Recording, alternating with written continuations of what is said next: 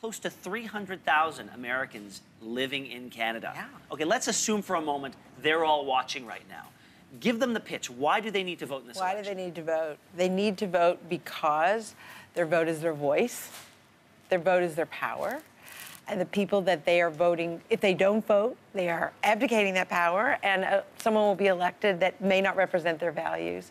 It is so critical now more than ever that we use our democratic voice to bring forward the things that are important to us and to our families. And the time is now. There's a great urgency to get registered to vote and to vote. And we were doing some research before we came, and we understand there might even be more than 300,000. Really? There may be as many as 600,000 Americans living here.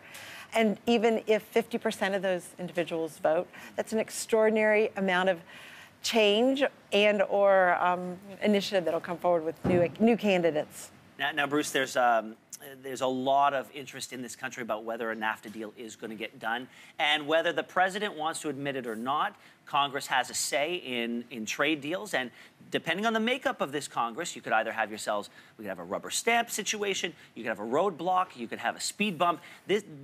How people vote in this election could determine the future of NAFTA. Oh, the future of NAFTA, the future of environmental policy that affects both of our two countries as we share this 5,500+ mile border. It can affect gun policy. It can affect women's rights. It can affect anything that's important to you. We're promoting that Americans in Canada get registered and vote this election because, you know what?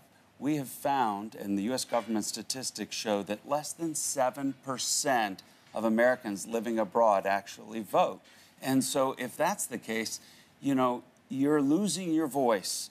Being an American citizen, you have a voice, and voice is power if you vote. And getting on it now is important. I was reading that even though this has a national feel, these are state-run elections. Right. And each state has correct. different rules as to how to register, how to vote. So you really have to do your research early. Yeah, so we should just break it down and make it really simple. Yeah, the best way to do that, and it is actually pretty easy, simple. You have this Federal Voters Assistance Program, FVAP.gov. Just go on there, and it'll walk you through it. FVAP.gov. And it's very simple. And actually, you can work yourself through the process very quickly and get registered and get a ballot. But the window's closing. You only have about 10 days here because you need to get that registration and get that ballot. You have more time to actually mark your ballot, but you must get the registration done. So the urgency of now, today, you know, to do it. You've been watching these elections as closely as anybody. Yeah.